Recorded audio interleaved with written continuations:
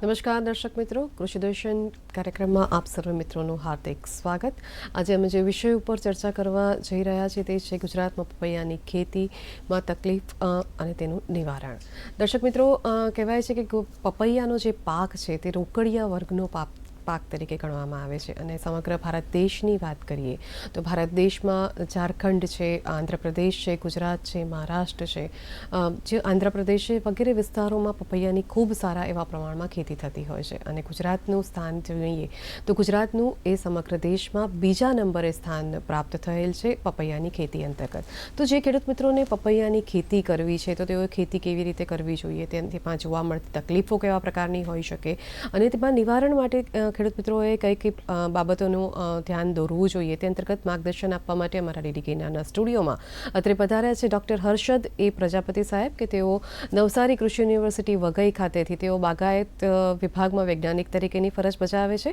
તો આવો આજના વિષયના સંદર્ભમાં તેમની પાસેથી માહિતી મેળવીએ। નમસ્કાર હર્ષદ સર, ડીડીકેના સ્ટુડિયોમાં આપનું હાર્દિક સ્વાગત કરીએ છીએ। આજનો વિષય ખેડૂત મિત્રો માટે ખૂબ મહત્વનો સાબિત થશે કે જે ખેડૂત મિત્રોને પપૈયાની ખેતી કરવી છે તેમના માટે। તો તે અંતર્ગત માર્ગદર્શન જોઈતું હોય તો સૌથી પહેલો પ્રશ્ન એ થાય કે આપણા ગુજરાત રાજ્યમાં પપૈયાની ખેતી કયા કયા વિસ્તારોમાં થતી હોય છે, તો તે અંતર્ગત શું કહેશો? એક નિષ્ણાત તરીકે આપનો શું અનુભવ રહ્યો? જો પપૈયાની ખેતીની વાત કરીએ તો ખાસ કરીને આપણે એવું કહી શકીએ છીએ કે આપણા ભારતમાં ગુજરાત રાજ્ય એ બીજા નંબરનું પપૈયાનું ઉત્પાદન કરતું મોખરે રાજ્ય છે અને ગુજરાતમાં બી વાત કરીએ તો ખાસ કરીને તાપી, અરવલ્લી, કચ્છ, વડોદરા એ બધા જિલ્લાઓ જે છે એ પપૈયાની ખેતીમાં સારું એવું ઉત્પાદન લેતા થયા છે।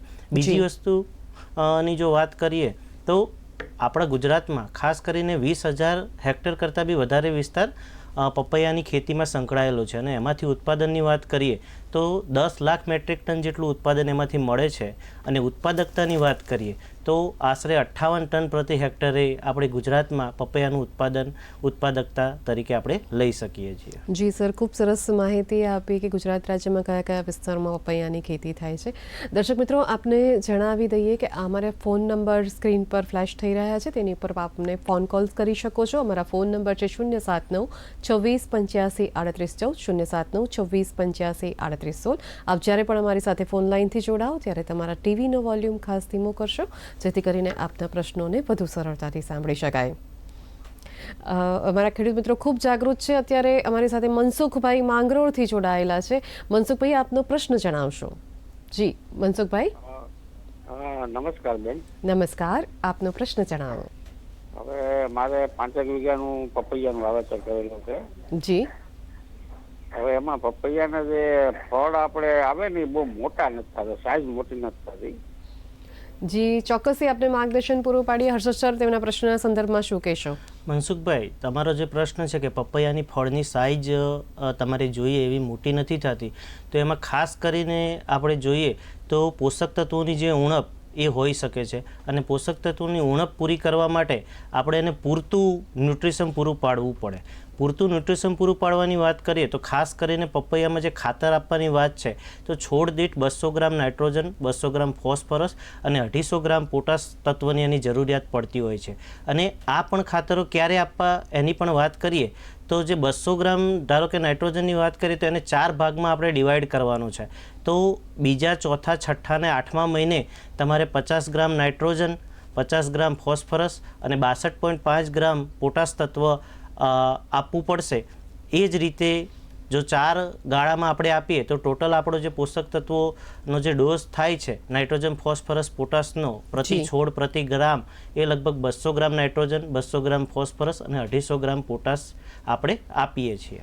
જી ચોક્કસથી મનસુખભાઈને મહત્વની માહિતી મળી ગઈ હશે। તો સર, હવે જ્યારે જે ખેડૂત મિત્રોને પપૈયાના પાકનું વાવેતર કરવું છે પરંતુ તેમને જણાવવું હોય કે કેવા પ્રકારનું હવામાન માફક આવશે, કેવા પ્રકારની જમીન માફક આવતી હોય છે, તો તે સંદર્ભમાં માર્ગદર્શન આપવું હોય તો એક નિષ્ણાત તરીકે આપનું શું મંતવ્ય છે? આમ તો ગુજરાતનું જે હવામાન ખાસ કરીને કહીએ છીએ તો પપૈયાનો જે પાક છે અને સમશીતોષ્ણ હવામાન અને ઉષ્ણકટિબંધનું જે હવામાન છે એમાં ખાસ કરીને સૂકું અને ભેજવાળું વાતાવરણ છે એ વધુ માફક આવતું હોય છે અને એની સાથે સાથે જમીનની પણ વાત કરીએ તો પપૈયાની જે ખેતી છે એ સારી ફળદ્રુપ એ જમીન અને સારા નિતારવાળી જમીનમાં સારી રીતે થતું હોય છે.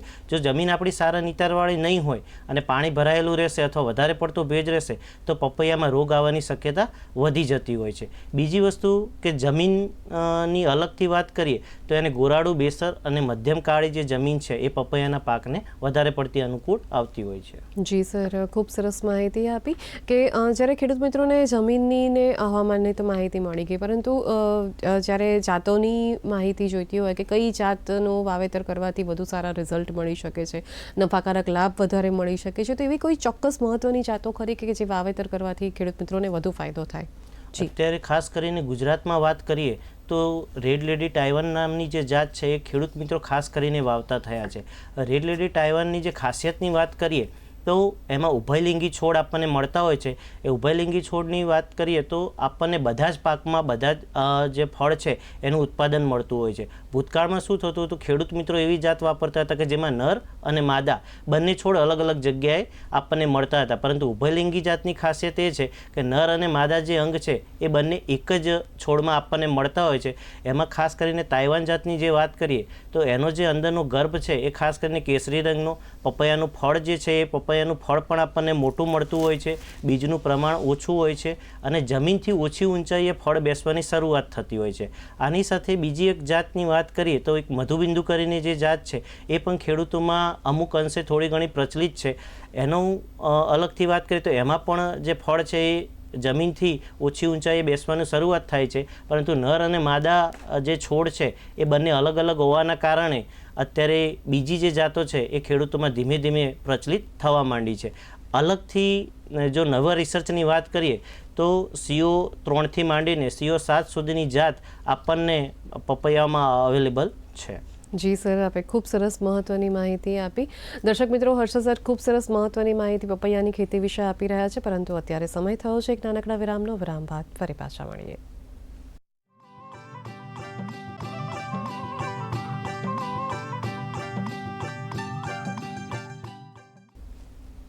દર્શક મિત્રો, વિરામ બાદ આપ સૌનું હાર્દિક સ્વાગત છે. આજનો વિષય છે ગુજરાતમાં પપૈયાની ખેતી, તકલીફો અને તેનું નિવારણ. અત્યારે આપણી સાથે ઉનાથી ધીરુભાઈ કચોટ જોડાયેલા છે. જી ધીરુભાઈ, આપનો પ્રશ્ન જણાવશો. મેડમ, આપણે સાહેબને એ પૂછવા માંગીએ છીએ કે પપૈયા કરવા તો કઈ સારી વેરાયટી આવે છે, સરકારનું કઈ એમાં સહાય મળે છે ને સારી ઓલાદ ને બિયારણ ક્યાંથી ખરીદવું પડે, એટલી માર્ગદર્શિકા આપશો. સરકારની શું સહાય છે નાના ખેડૂતને, એટલી ભલામણ કરજો ને ખાસ પપૈયાનું વર્તમાન ક્યાંથી લેવું એ ખાસ માર્ગદર્શિકા આપો તો અમને ખ્યાલ આવશે કયું સારું આવે કયું નબળું આવે. ચોક્કસથી ધીરુભાઈ, આપને માર્ગદર્શન પૂરું પાડીએ. જી સર, ધીરુભાઈના પ્રશ્નના સંદર્ભમાં શું માર્ગદર્શન આપશો? ધીરુભાઈ, ખાસ કરીને તમને હું સલાહ એ આપું છું કે આપણે પપૈયામાં ઉભયલિંગી જાત જે વાત કરીએ તો રેડ લેડી તાઇવાન જે છે એનો ઉપયોગ કરીએ તો તમારા ખેતરમાં વધુ સારું ઉત્પાદન તમે લઈ શકો છો. પરંતુ સાથે સાથે હું સલાહ તમને એ આપીશ કે જે માર્ગદર્શિકા આપણને જોઈએ છે, મતલબ કે સહાયની યોજનાની વાત કરીએ તો એમાં નજીકના જે બાગાયત ખાતાની જે ઓફિસ છે એ ઓફિસમાં જશો તો અત્યારે હાઇબ્રિડ બિયારણ પર સારામાં સારું આપણને સહાય મળતી હોય છે. બીજી એક વસ્તુ કે તમે જ્યારે પણ બિયારણ લો છો ત્યારે ઓથોરાઇઝ જે નર્સરી છે એ ઓથોરાઇઝ નર્સરી જોડેથી જ તમે બિયારણ અથવા ધરું લેશો તો તમને ચોક્કસથી એમાં વિશ્વાસપાત્ર બિયારણ અથવા ધરું મળી રહેશે અને તમે એનો ફાયદો ઉઠાવી શકો છો. જી, અત્યારે આપણી સાથે ધીરજભાઈ રબારી દિયર પાટણથી જોડાયેલા છે. જી ધીરજભાઈ, આપનો પ્રશ્ન જણાવશો. નમસ્કાર. નમસ્કાર. 2025 નું નવું વર્ષ આપને તેમજ દરેક દર્શક મિત્રોને મહેમાનને આપને પણ ખૂબ ખૂબ શુભકામનાઓ નવા વર્ષની. જી, આપનો પ્રશ્ન જણાવશો ધીરજભાઈ. મારો પ્રશ્ન એ છે કે પપૈયાની ખેતી ઓર્ગેનિક રીતે કરવી હોય તો એની સાર સંભાળ આવી છે સંપૂર્ણ માહિતી સાહેબશ્રી આપશે. જી, ચોક્કસથી માર્ગદર્શન પૂરું પાડીએ કે જ્યારે ખેડૂત મિત્રો પપૈયાની ખેતી કરતા હોઈએ છે તો ત્યારે તેની દરકાર કેવી રીતે કરવી જોઈએ તો તે અંતર્ગત માર્ગદર્શન જોઈએ. ત્યારે ખાસ અત્યારે દર્શક મિત્રો જો જોઈએ તો પપૈયામાં ઓર્ગેનિક ખેતી પદ્ધતિ અથવા બધા ફળ પાકોમાં અને શાકભાજી પાકોમાં ઓર્ગેનિક ખેતી પદ્ધતિ અથવા પ્રાકૃતિક ખેતી પદ્ધતિ કઈ રીતે થાય એ ખાસ કરીને ખેડૂત મિત્રો પૂછતા હોય છે. તો આપણે આગળ જે જવાબ આપ્યો કે પપૈયાને ખાસ કરીને 200 ગ્રામ નાઇટ્રોજન, 200 ગ્રામ ફોસ્ફરસ અને 250 ગ્રામ પોટાશ પ્રતિ છોડે જરૂર પડતી હોય છે. જો આ જ વસ્તુ તમે ઓર્ગેનિક પદ્ધતિથી એટલે છાણિયું ખાતર છે, અળસિયાનું ખાતર છે, દિવેલીનો ખોળ છે, આ બધી વસ્તુઓનો ઉપયોગ કરીને અલગ અલગ સ્ટેજે જો તમે આપો તો તમે ચોક્કસથી એનો ફાયદો મેળવી શકીએ છો. જી, ખૂબ સરસ સર માહિતી આપી. અત્યારે આપણી સાથે અન્ય કોલર મિત્ર જોડાયેલા છે દિનેશભાઈ પ્રજાપતિ. જી દિનેશભાઈ, આપનો પ્રશ્ન જણાવશો. હા, નમસ્કાર પાયલબેન. નમસ્કાર. ડોક્ટર અરશદ સરને પણ મારા નમસ્કાર. નમસ્કાર. ટીમને પણ નમસ્કાર. અમારે બનાસકાંઠામાં સાહેબ પપૈયામાં વાયરસ આવી જાય છે ને વાયરસ આવવાના કારણે એના પાક ઉત્પાદન પર અસર પડે છે અને ખેડૂતને નુકસાન જાય છે. એના માટે કોઈ ઇલાજ કરો સર? જી, ચોક્કસથી આપને માર્ગદર્શન પૂરું પાડીએ. ત્યાં બનાસકાંઠા વિસ્તારમાંથી બોલી રહ્યા છે અને પપૈયામાં વાયરસ આવી જાય છે, તો તે સંદર્ભમાં શું કહેશો, નિરાકરણ શું લાવવું જોઈએ? ખાસ કરીને આપણે પપૈયામાં જોઈએ તો રિંગ સ્પોટ વાયરસ એ અત્યારની એક મુશ્કેલી આપણે ખેડૂતોના ઉત્પાદનમાં જોઈ શકીએ છીએ. તો એના નિરાકરણ માટે આપણે જોઈએ તો ખાસ કરીને આપણી જે વાડી છે એ વાડી ચોખ્ખી રાખવી જોઈએ. જે યજમાન પાકો છે આજુબાજુ જે સેઢાપાડા પર છે એ સેઢાપાડા પણ આપણે ચોખ્ખા રાખવા જોઈએ. સાથે સાથે જો આપણે ઓર્ગેનિક ખેતી કરતા હોય તો નીમ સીડ કર્નાલ એક્સ્ટ્રેક્ટ એટલે લીંબોળીના બીજનો જે ભૂક્કો છે એ 5% પ્રમાણે છંટકાવ કરી શકીએ. અને જો રાસાયણિક ખેતી આપણે કરતા હોઈએ તો એસીફેટ નામની જે દવા છે, એસીફેટ 75 સોલ્યુબલ પાવડર કરીને જે આવે છે, એ 1.5 ગ્રામ પ્રતિ લીટરે આપણે જો ઉપયોગ કરીએ તો એનો ચોક્કસથી જે મોલોમસી છે એનું નિરાકરણ આપણે લાવી શકતા હોઈએ છીએ. જી સર, આપે ખૂબ સરસ માર્ગદર્શક માહિતી આપી. અત્યારે આપણી પાસે સાથે દેવજીભાઈ રાજપૂત જોડાયેલા છે. જી દેવજીભાઈ, આપનો પ્રશ્ન જણાવશો. હા બેન, નમસ્કાર. નમસ્કાર, આપનો પ્રશ્ન જણાવો. હા બેન, આપણે અમારે પપૈયાની ખેતી કરવી હોય તો એના છોડનું અંતર કેટલું રાખી શકાય અને એનો રોપણ વાવણીનો સમય સારો કેવો? જી, ચોક્કસથી આપને માહિતી આપીએ. તેમને પપૈયાની ખેતી કરવી છે તો અંતર અને કેટલું રાખવું જોઈએ, સમયગાળો કયો છે તે વિશે પણ માહિતી જોઈએ છે. દેવજીભાઈ, ખાસ કરીને તમે એક સરસ ક્વેશ્ચન પૂછ્યો છે. જો આપણે સમયની વાત કરીએ તો અત્યારે આપણે એક ખેડૂત તરીકે એવું વિચારવાનું છે કે આપણા પપૈયાના ફળ ક્યારે નીકળશે અને આપણને સારામાં સારો ભાવ ક્યારે મળશે. જો એ રીતે વિચાર કરીએ તો ફેબ્રુઆરીથી લઈને માર્ચ સુધીનો જે સમયગાળો છે એ પપૈયાના વાવેતર માટે સારો સમયગાળો ગણી શકીએ છીએ. ફેબ્રુઆરીથી માર્ચ આપણે કહીએ છીએ, પરંતુ જો ખેડૂતને હજુ વધારે સારો ભાવ લેવો હોય તો એનાથી 1 મહિનો લેટ પણ જઈ શકે. અને જે આપણા તહેવારો છે અથવા બીજા તહેવારો જે ખાસ કરીને છે એને કોરિલેટ કરીને ખેડૂતો જો ટ્રાય કરે તો ચોક્કસથી ભાવ વધારો આપણે મેળવી શકતા હોઈએ છીએ. બીજું, કેટલા અંતરે રોપણી કરવી એની વાત કરીએ તો અત્યારે ખાસ કરીને ખેડૂતો બધા પ્લાસ્ટિક મલ્ચમાં પપૈયાનું વાવેતર કરવાનું પ્રિફર કરતા હોઈએ છીએ. એમાં 2 હાર વચ્ચે આપણે જોઈએ તો 2.4 મીટર જેટલું અંતર રાખવાનું છે અને એક જ હારમાં 2 છોડ વચ્ચે જો આપણે જોઈએ તો 1.5 મીટર જેટલું અંતર રાખીને જો વાવેતર કરીએ તો પ્રતિ હેક્ટરે લગભગ 2700 આજુબાજુ છોડ આપણે સમાવેશ કરી શકીએ છીએ અને એમાંથી સારું એવું ઉત્પાદન ચોક્કસથી મેળવી શકીએ છીએ. જી સર, આપે ખૂબ સરસ માર્ગદર્શક માહિતી આપી. અત્યારે આપણી સાથે નથુભાઈ આહિર બુટાવદરથી જોડાયેલા છે. જી નથુભાઈ, આપનો પ્રશ્ન જણાવશો. હા બેન, મારા નમસ્કાર. નમસ્કાર, આપનો પ્રશ્ન જણાવો. હા, હું જામનગર જિલ્લાના જામનગર તાલુકાના નથુભાઈ બોલું. તો પપૈયા માટે આપણે જાત જામનગર જિલ્લામાં કઈ પસંદ કરવી?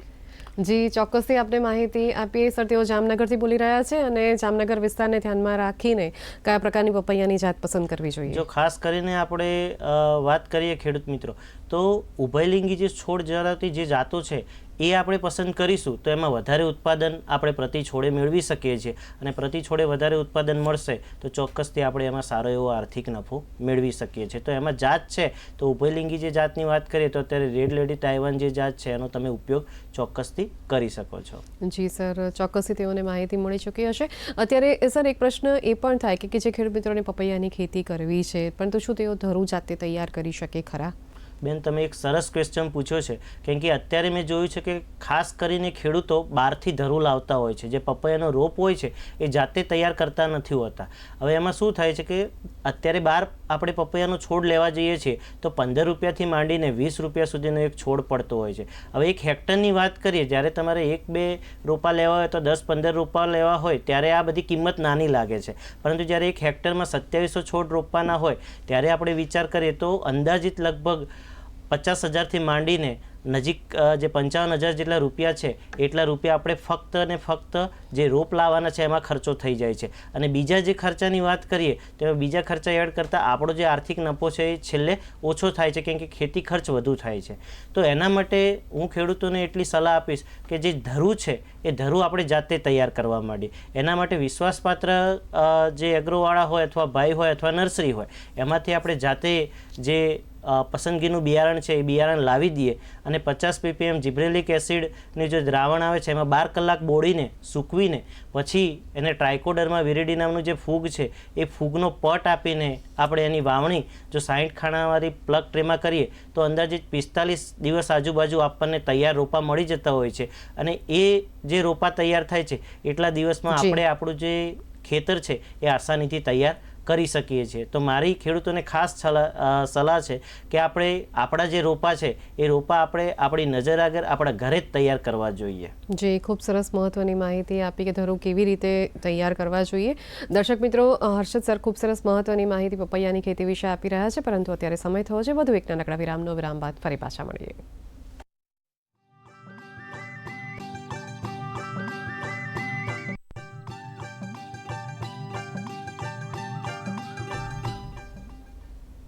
દર્શક મિત્રો, વિરામ બાદ આપ સૌનું હાર્દિક સ્વાગત. આજનો વિષય છે ગુજરાતમાં પપૈયાની ખેતી, તકલીફો અને તેનું નિવારણ. તે અંતર્ગત હર્ષદ સર ખૂબ સરસ મહત્વની માહિતી આપી રહ્યા છે. ચર્ચાનો દોર આગળ વધારીએ. જી, અત્યારે આપણી સાથે જૂનાગઢથી લેપાભાઈ જોડાયેલા છે. જી લેપાભાઈ, આપનો પ્રશ્ન જણાવશો. જી, કાળી માટીમાં પપૈયાની ખેતી કરવી હોય તો થાય ખરી એમ?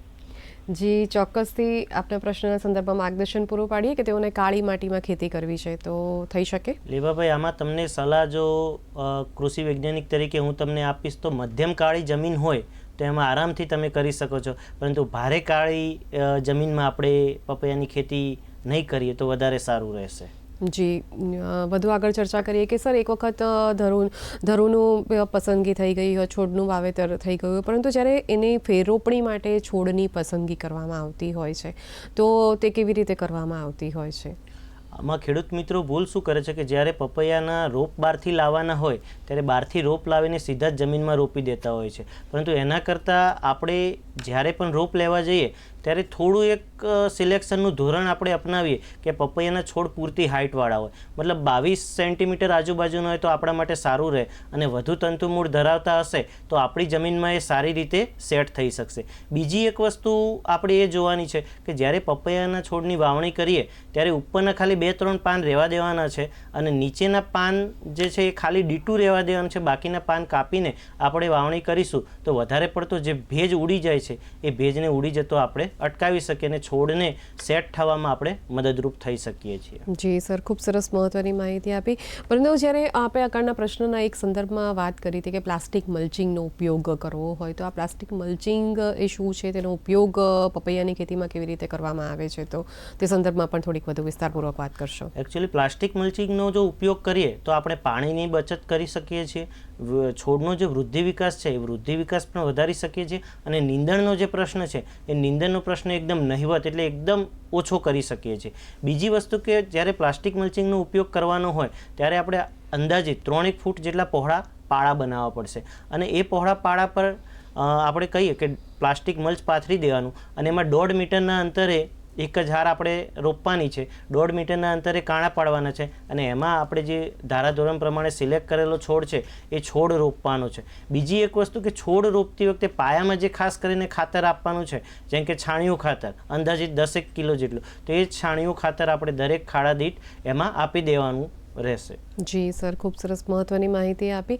પરંતુ સર, જ્યારે પપૈયાની ખેતી કરવામાં આવે છે ત્યારે ખાતર પણ અલગ અલગ સમયાંતરે આપવું પડતું હોય છે, તો તે માટેનો કોઈ નિર્ધારિત સમયગાળો કેટલો હોઈ શકે તે સંદર્ભમાં પણ થોડીક માહિતી આપશો. જી, જો આપણે પપૈયાના વૃદ્ધિ અને વિકાસની વાત કરીએ તો ખાસ કરીને પપૈયાને 200 ગ્રામ નાઇટ્રોજન, 200 ગ્રામ ફોસ્ફરસ અને 250 ગ્રામ જેટલા પોટાશની પ્રતિ છોડે જરૂર રહેતી હોય છે. અને માફ કરશો સર, આપણે અટકવું પડશે. અત્યારે આપણી સાથે કોલર મિત્ર જોડાયેલા છે, રણછોડભાઈ પરમાર ઝઘડિયાથી જોડાયેલા છે. જી રણછોડભાઈ, આપનો પ્રશ્ન જણાવશો. હા, એની મેં હું જે ઉપરથી છત્રી બગડે છે તો એનું કારણ હું? જી, ચોક્કસથી આપને માહિતી આપીએ. રણછોડભાઈ, સર શું કહેશો? રણછોડભાઈ, જે છત્રી બગડવાની તમે વાત કરો છો એમાં ખાસ કરીને લીફ કર્લ જે વાયરસ છે એ લીફ કર્લ વાયરસ અથવા બીજા કોઈ વાયરસ છે એનો પ્રોબ્લેમ હોઈ શકે છે. હું તમને વાત કરું તો જે લીફ કર્લ વાયરસ છે એ વ્હાઇટ ફ્લાય નામની જે જીવાત છે એનાથી થતો હોય છે. અને બીજી વસ્તુ કે લીફ કર્લ જે વાયરસ છે એમાં અને લીફ કર્લ વાયરસમાં તમારે શોષક પ્રકારની જે દવાઓ છે એ દવાઓનો છંટકાવ ખાસ કરીને કરવો જોઈએ. પરંતુ હું તમને સલાહ એ આપીશ કે પપૈયામાં અમુક વખતે કોમ્પ્લેક્સ રોગ જીવાત જોવા મળતા હોય છે, તો તમારે તમારો જે નમૂનો છે એ નજીકની જે કૃષિ યુનિવર્સિટી છે એ કૃષિ યુનિવર્સિટીમાં એકવાર લઈ જઈને એમાંથી તમે ચોક્કસ સલાહ સૂચન લેશો તો તમને ચોક્કસથી સારું માર્ગદર્શન મળશે. જી, ખૂબ સરસ માહિતી આપી સર. જે રીતે આપણે અગાઉ વાત કરી કે ખાતર આપવાનો ચોક્કસ સમયગાળો હોય છે, એવી રીતે પિયત વ્યવસ્થાપન પણ ખૂબ મહત્ત્વનું હોય છે પપૈયાની ખેતીમાં. તો આ પિયત વ્યવસ્થાપન ક્યારે કયા સમયે કરવું જોઈએ તે અંતર્ગત શું માર્ગદર્શન આપશો સર? જો ખાસ કરીને ખેડૂતો પ્લાસ્ટિક મલ્ચ વગર વાવેતર કરે તો એવું સમજી લો કે ઉનાળામાં તમારે લગભગ ઉનાળામાં 5 થી 7 દિવસે પાણી આપવું પડશે અને શિયાળામાં 10 થી 12 દિવસે તમારે પિયત આપવાની જરૂર પડશે. પરંતુ જો તમે પ્લાસ્ટિક મલ્ચમાં એટલે ટપક પદ્ધતિ સાથે કરો છો તો ટપક પદ્ધતિમાં ભલામણ એવી છે કે જ્યારે ચોમાસામાં વરસાદ વગરના દિવસો હોય, મતલબ ઓક્ટોબર સુધીનો સમયગાળો, જે જૂન મહિનાથી લઈને ઓક્ટોબર સુધીનો સમયગાળો છે એમાં 50 મિનિટ સુધી તમે ડ્રીપ ચલાવી શકો છો. એના પછી ઓક્ટોબરથી ફેબ્રુઆરી સુધીનો સમયગાળો છે એમાં 70 મિનિટ સુધી તમે ડ્રીપમાં પાણી આપી શકો છો. અને જે ફેબ્રુઆરી પછીનો જે ઉનાળાનો સમયગાળો છે એમાં એકાંતરે દિવસે તમે 2 કલાક જેટલી ડ્રીપ ચલાવીને પૂરતું પિયત આપી શકો છો. સાથે સાથે મારું કહેવાનું એ થાય છે કે આજ સાથે આપણે ફર્ટિગેશન જે છે એનાથી ખાતરો આપીએ તો વધુ સારું ઉત્પાદન અને વૃદ્ધિ વિકાસ આપણે મેળવી શકતા હોઈએ છીએ. જી, અત્યારે આપણી સાથે જીતેન્દ્રભાઈ જોડાયેલા છે. જીતેન્દ્રભાઈ, આપનો પ્રશ્ન જણાવશો. હા સાહેબ, એમાં એવું છે કે જ્યારે બપૈયા થોડા મોટા થાય ને તો પછી એમાં કાના આવી જાય છે, જેના લીધે જે સડો આવી જાય છે. જી, ચોક્કસથી આપને આ પ્રશ્નના સંદર્ભમાં માર્ગદર્શન પૂરું પાડીએ. પપૈયા મોટા થાય છે પછી તેમાં કાણા પડી જાય છે, સડો આવી જાય છે, તો તેમાં એટલે સમસ્યાનું નિવારણ કેવી રીતે લાવવું જોઈએ? હવે જે પપૈયા આપણે વાવણી કરીએ છીએ પછી સડો આવી જાય છે તો સડો આવી જાય એમાં એક ઇસ્યુ એવું આપણે કહી શકીએ છીએ કે જે થડનો કોહવારો કહીએ છીએ એ થડનો કોહવારો અથવા મૂળનો કોહવારો જે કહીએ છીએ, ફૂટ રોટ જે રોગ કહીએ છીએ, એ રોગ આવેલો હોઈ શકે છે. એ ખાસ કરીને વધારે પડતું ભેજ આપણે જમીનમાં રાખીએ એના કારણે થતું હોય છે. જો એનું નિયંત્રણ કરવું હોય તો શરૂઆતમાં હોય તો બોર્ડેક્સ પેસ્ટ જે હોય છે એ આપણે લગાવી શકીએ છીએ. અને એ રોગના નિયંત્રણ માટે તમારે કોપર ઓક્ઝીક્લોરાઇડ 3 ગ્રામ પ્રતિ લિટરે લઈને એનું જે દ્રાવણ હોય છે એના મૂળની આજુબાજુ રેડવું જોઈએ. બીજી વસ્તુ કે કાણા પડી જાય છે એ ખાસ કરીને બની શકે કે કોઈ ઈયળ જેવી જીવાતના કારણે હોય તો તમે એમાં ઓર્ગેનિક જે દ્રાવણો હોય છે જેમ કે નીમસીડ કર્નાલ એક્સ્ટ્રેક્ટ અથવા એઝાડિરેક્ટિન આધારિત દવાઓ છે એ દવાઓનો છંટકાવ કરશો તો તમને ચોક્કસથી નિરાકરણ એનું મળી શકે છે. તો સર, આપણે આગળના પ્રશ્નના સંદર્ભમાં એક શબ્દનો ઉપયોગ કર્યો હતો કે પપૈયામાં ફર્ટિગેશન આવે છે. તો આ ફર્ટિગેશન શું હોય છે? તો તે સંદર્ભમાં દર્શક મિત્રોને માહિતી આપવી હોય તો શું કહેશો સર? ખાસ કરીને આપણે અત્યારે દર્શક મિત્રો જોઈએ છીએ તો ફર્ટિગેશન એટલે કેવું છે કે તમે ટપક પદ્ધતિ ગોઠવી છે, ટપક પદ્ધતિ સાથે જ તમારે બધા ખાતર આપવાના છે, તમારે અલગથી ખાતર આપવાના રહેતા નથી. ખાલી જે પાયાનું ખાતર હોય છે જેમ કે 10 થી 15 કિલો છે જે છાણિયું ખાતર આપવાનું હોય છે એ જ્યારે ખાડો કરીએ ત્યારે જ આપી દેવાનું છે. એના પછીનું જે આપણે ખાતર આપવાનું હોય છે એ લગભગ 80% જેટલું ખાતર હોય છે, જેમ કે 160 ગ્રામ જેટલું નાઇટ્રોજન અને 200 ગ્રામ જેટલું જે પોટાશ છે એ આપણે 45 દિવસથી શરૂ કરીને લગભગ 15 જેટલા હપ્તામાં ડિવાઈડ કરી દેવાનું છે અને 15 દિવસે આપણે આપવાનું થતું હોય છે. અને જે બાકીનો જે જથ્થો રહે છે ફોસ્ફરસનો, એ ફોસ્ફરસનો જથ્થો એક 45 દિવસે અને 90 દિવસે 100 ગ્રામ ફોસ્ફરસ આપણે આપવાનું હોય છે. જી, ખૂબ સરસ સર માહિતી આપી. સર, આજના વિષયના સંદર્ભમાં અમારા દર્શક મિત્રોને સંદેશો આપવો હોય તો શું કહેશો સર? જો દર્શક મિત્રો આપણે પપૈયાની ખેતી સારી રીતે કરવી હોય તો એનું ધરું આપણે જાતે કરીએ. એનું ધરું જાતે કરીશું તો આપણે ચોક્કસથી ખેતી ખર્ચ બચાવી શકીએ છીએ. સાથે સાથે જે કૃષિ યુનિવર્સિટીઓ છે એ કૃષિ યુનિવર્સિટીના સતત સંપર્કમાં રહીને જે રોગ જીવાત આવે છે એ રોગ જીવાતની સતત માહિતી લેતા રહીશું તો આપણે ચોક્કસથી સારું ઉત્પાદન લઈને આપણે આત્મનિર્ભર પપૈયાની ખેતીમાં થઈ શકીએ છીએ. સર, ખૂબ સરસ આપે માહિતી દર્શક મિત્રોને આપી. વિષય એટલો બધો રસપ્રદ છે કે જેટલી ચર્ચા કરીએ તેટલી ઓછી પડે. આપ ડીડી ગિરનારના સ્ટુડિયોમાં પધાર્યા તે બદલ આપનો ખૂબ ખૂબ ધન્યવાદ. દર્શક મિત્રો, હર્ષદ સરે જે માહિતી આપી તે માહિતીનો ચોક્કસથી સદુપયોગ કરશો. આપની સમક્ષ રજા લઈએ તે પહેલાં આગામી બુધવારનો વિષય જણાવી દઈએ. આગામી બુધવારનો વિષય છે તારીખ 8/1/2025ના રોજ સાંજે 5:30 કૃષિદર્શન ફોન ઇન લાઈવ કાર્યક્રમમાં જે વિષય આપ સૌ નિહાળી શકશો તે વિષય છે આદર્શ ઢબે ભીંડાની ખેતી પદ્ધતિ. ફરીથી એક વખત આપને વિષય જણાવી દઈએ. આગામી બુધવાર તારીખ 8/1/2025ના રોજ સાંજે 5:30 કૃષિદર્શન ફોન ઇન લાઈવમાં જે વિષય નિહાળી શકશો તે આદર્શ ઢબે ભીંડાની ખેતી પદ્ધતિ. દર્શક મિત્રો, ફરી મળીશું એક નવા વિષય, નવી માહિતી અને નવા નિષ્ણાતની સાથે. ત્યાં સુધી પાયલને રજા આપશો. નમસ્કાર.